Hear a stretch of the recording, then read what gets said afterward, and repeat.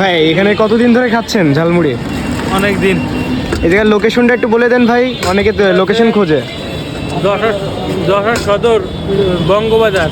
বঙ্গবাজারের পাশে, হাট বাজারের সামনে, তাই তো? আচ্ছা, তো যারা যারা খেতে চান আসতে পারেন আমাদের এখানে। অনেক মজা। কত টাকা থেকে শুরু এখানে? 10 টাকা থেকে শুরু। 10 টাকা থেকে শুরু। 10 টাকা থেকে।